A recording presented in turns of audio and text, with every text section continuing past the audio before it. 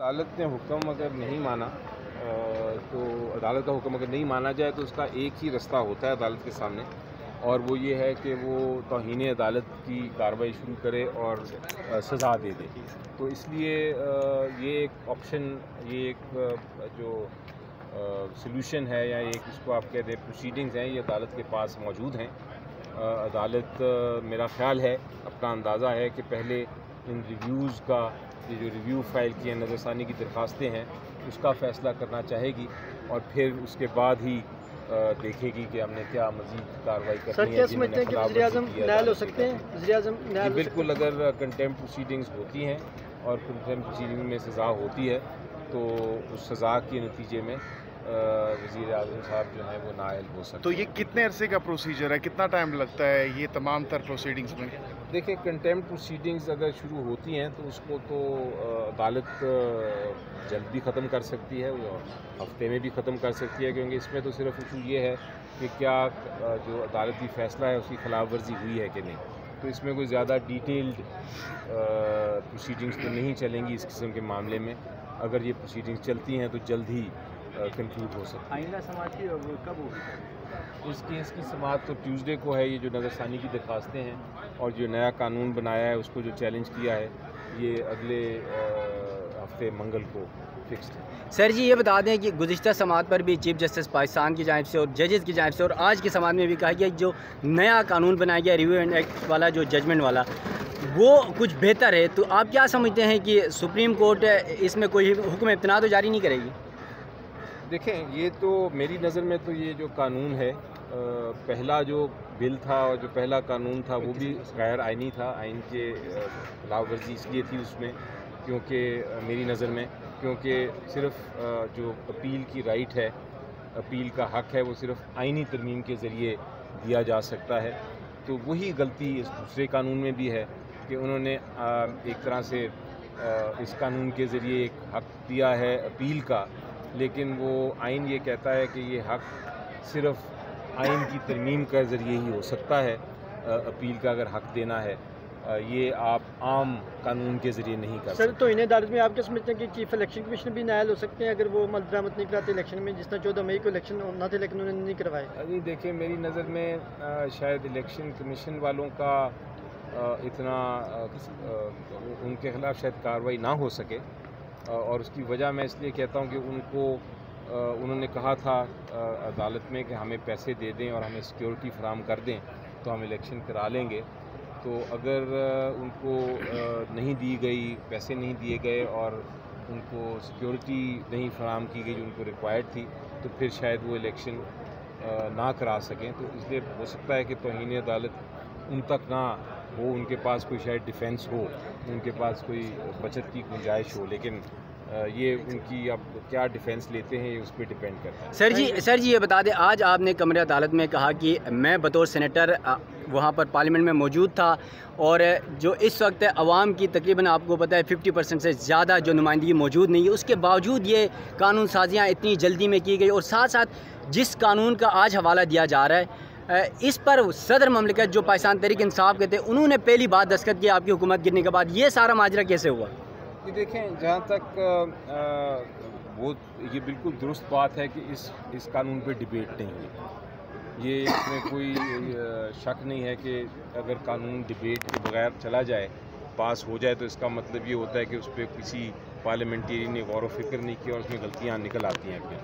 जहाँ तक प्रेसिडेंट साहब का इसको असेंट करने का ताल्लुक़ है, और देखिए प्रेसिडेंट हमारी आइन के तहत उनके पास लिमिटेड पावर है, उनके पास वो कोई कानून को रिजेक्ट नहीं कर सकते, वो सिर्फ एक बार वापस भेज सकते हैं पार्लियामेंट को कंसिडर करने के लिए, और अगर वो वापस भेजते हैं तो पार्लियामेंट उसको अगर नहीं मानता प्रेसिडेंट की जब वापस कानून किया है और दोबारा से वही भेज देते हैं प्रेसिडेंट के पास, तो प्रेसिडेंट को फिर असेंट करना पड़ता है।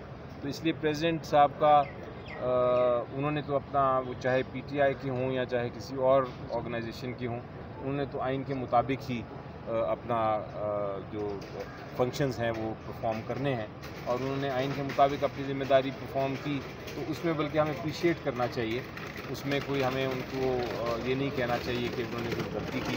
وہ پارلیمنٹ نے بہرحال ایک غلط قانون پاس کیا، اور اس قانون کو اب عدالت دیکھے گی کہ وہ قانون درست ہے. علی ظفر صاحب، شاہ محمود قریشی صاحب بھی ریلیز ہو چکے ہیں. اس سے پہلے یاسمین راشد صاحبہ کا کیس بھی ڈسچارج کیا گیا. پرویز الہی صاحب کو بھی بار بار ان کو رہا کیا گیا. کیا سمجھتے ہیں معاملات بہتری کی جانب جا رہے ہیں؟ اور وہ پی ٹی آئی کے سپورٹر جو کہ اسی امید کے ساتھ ہیں کہ بھئی معاملات بہتر ہوں گے، تو کیا سمجھتے ہیں لیگل پوائنٹ آف ویو سے اور اوور آل سیاسی پوائنٹ آف ویو سے معاملات بہتری کی جانب جا رہے ہیں آپ کے خیال میں؟ جی دیکھیں، بالکل امید رکھنی چاہیے. میرا خیال ہے اس کا کوئی نہ کوئی حل ہوگا. ساری سچویشن کا بہت کچھ ڈپینڈ کرتا ہے سپریم کورٹ کی پروسیڈنگز پہ. اگر الیکشن کی کوئی ڈیٹ آ جاتی ہے تو مجھے یقین ہے کہ اس کے بعد بیٹھ کے کسی نہ کسی کا ڈائلاگ ہوگا، اور ڈائلاگ ہونے کے بعد کسی نہ کسی حل کی طرف ہم جائیں گے. لیکن گزشتہ روز آصف زرداری صاحب نے کہا کہ جب میں چاہوں گا تب یہ الیکشنز ہوں گے. دیکھیں، وہ تو انہوں نے پولیٹیکل سٹیٹمنٹ دی ہے، اس میں کوئی حرج نہیں ایسی بات کرنے کا. ہر پولیٹیشین اپنی اپنی پسند کی بات کرتا ہے، تو ان کی بات اپنی جگہ درست ہوگی کہ وہ جو اپنے ورکرز کو یا اپنے لیڈران کو کہنا چاہتے ہوں گے. ہم بھی ایسی سٹیٹمنٹ دے سکتے ہیں، لیکن الٹیمیٹلی فیصلہ آئین کے مطابق عدالت نے ہی کرنا. کس حد تک دھچکا لگا ہے جو اہم رہنما چھوڑ کر گئے ہیں، سیاست چھوڑ کر گئے ہیں، کچھ پارٹی سے راہیں جدا کر گئے ہیں، کس حد تک کا پی ٹی آئی کو خان صاحب کو جھٹکا لگا آپ کے خیال میں؟ جی دیکھیں، میرا خیال ہے جب ایک سیکنڈ ٹیئر یا فرسٹ ٹیئر لیڈرشپ کسی پارٹی سے الگ ہوتی ہے تو پھر نیچے سے نکل کے وہ والے فرسٹ ٹیئر میں آ جاتے ہیں. تو پولیٹیکل پارٹی میں تو یہ ہوتا رہتا ہے. اور میرا خیال ہے کہ جو لوگ چھوڑ کے گئے ہیں وہ اپنی اپنی مجبوریوں کی وجہ سے اپنے اپنے فیصلے کر کے گئے ہیں. ان کی جگہ ریپلیسمنٹس آ جائیں گی، اور کوئی ایسا میرا خیال ہے نہ عہدہ ہوتا ہے، نہ کوئی شخص ایسا ہوتا ہے جو ریپلیسیبل نہ ہو. ہر کوئی ریپلیس ہو جاتا ہے. مجھے آج اس کیس سے آپ نکال دیں تو 10 اور اچھے وکیل آ جائیں گے میرے سے بہتر. تو اس لیے عمران خان کی پوزیشن کہاں پہ دیکھ رہے ہیں آپ اس حوالے سے؟ اللہ کا فضل ہے جی، پبلک کی سپورٹ بہت زیادہ ہے، اور میرا خیال ہے عوام انتظار کر رہی ہے کہ اب الیکشنز ہوں، ہم ووٹ کریں، اور اس میں فیصلہ ہو جائے گا کہ کہاں تک کون کتنا پاپولر ہے. الیکشنز وقت پر ہوتے ہوئے دکھائی دے رہے ہیں آپ کو؟ ڈپینڈ کرتا ہے جی سپریم کورٹ کی ججمنٹ پہ. سر یہ اس وقت جو ہے اب عام بات ہے کہ یہ کہا جاتا ہے کہ پاکستان تحریک انصاف کے رہنماؤں پر پریشر ہے، وہ پریس کانفرنسز کر رہے ہیں. کیا آپ کے ساتھ بھی ایسی کوئی صورتحال ہوئی ہے ابھی تک کہ آپ کو کوئی پریشرائز کر رہا ہو یا کوئی پریس کانفرنس کرنے کے لیے مجبور کر رہا ہو؟ پہلی بات تو ایسی نہیں ہے بات، اور نمبر 2 میں لیڈر ہی نہیں ہوں. سینیٹر تو ہے سر پارٹی کے. میں تو وکیل ہوں جی. بابر اعوان صاحب کو بھی پریشرائز کر کے باہر چلے گئے، وہ آپ بھی ہیں سر.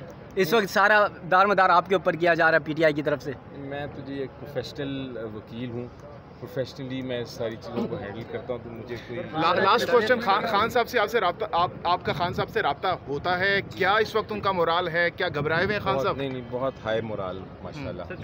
میں بلکہ سرپرائزڈ ہوں کہ اتنا ہائی مورال ان کا ہے. سر یہ جو عمران خان پر پابندیاں لگ رہی ٹی وی چینلز میں ان کا نام لینے پر، اس پر کیا کہتے ہیں؟ دیکھیں، یہ بھی چیلنج کیا ہوا ہے عدالتوں میں، اور عدالتیں اس پہ فیصلہ کریں گی. میرے مطابق تو کسی پولیٹیشین پہ آپ پابندی نہیں لگا سکتے. فریڈم آف سپیچ ہمارا جو آئین میں ہے اس کی خلاف ورزی ہوتی ہے، لیکن آپ یہ ضرور کہہ سکتے ہیں کہ آپ کیا اسٹیٹمنٹس، کس قسم کی اسٹیٹمنٹس دیں یا نہ دیں، یہ آپ نہیں کہہ سکتے کسی کو بین کر. امریکہ سے جو کہا جا رہا ہے کہ ہمارے لیے آواز اٹھائیں خان صاحب، اس سے خان صاحب کے بیانیے کو دھچکا لگا کیونکہ سائفر کا سارا کچھ عمران خان صاحب لے کر چل رہے تھے جب ان کو نکالا گیا تھا رجیم چینج کے بعد. کہ دیکھیں، جہاں تک فارن آرگنائزیشنز ہیں، ہمیشہ سے پوری دنیا میں آپ دیکھیں گے کہ یو این کے تحت بھی اور ویسے بھی ہیومن رائٹ آرگنائزیشنز ہوتی ہیں. جب باہر کی جس طرح ہماری سینٹ ہے، جس طرح باہر کی لیجسلیچرز ہیں، ان میں بھی پارلیمنٹیرینز ہوتے ہیں جو کہ ہیومن رائٹس پہ آواز اٹھاتے ہیں. تو ان کو یہ کہنا کہ آواز اٹھائیں کسی معاملے پہ، میرا خیال ہے اس میں کوئی قدغن نہیں ہونی چاہیے. یہ کوئی ایسی غلط بات نہیں، لیکن انحصار بیسیکلی ہمیں اپنے अपनी अदालतों पे और अपनी कौम पे और अपनी पब्लिक पे और अपनी इंस्टीट्यूशन पे करना फवाद चाहिए। चौधरी, फयाजुल हसन चौहान, मुसर्रत जमशेद चीमा जैसे लोगों को वापस पार्टी में रखना चाहिए अगर हालात बेहतर हो जाते हैं आने वाले वक्त में? देखिए, मेरा इसमें कोई ज़ाती तौर पर क्या समझते हैं? मेरा ख्याल है ये फैसला पॉलिटिकल फैसला होता है। हाँ। आपको बताऊं, एक चीज़ होती है इंटेलिजेंस। इंटेलिजेंस का मतलब है कि आप सबको पता है, आपकी हर की इंटेलिजेंस है कि उसका क्या मतलब है, लेकिन एक चीज़ होती है विजडम। इन दोनों में फ़र्क ये है कि विजडम में आप हमेशा फ़ैसले करते हैं जो आपकी सलूशन की तरफ जाएं। इंटेलिजेंस में आप वो फ़ैसले करते हैं जो शायद मंतक कह रहा हो।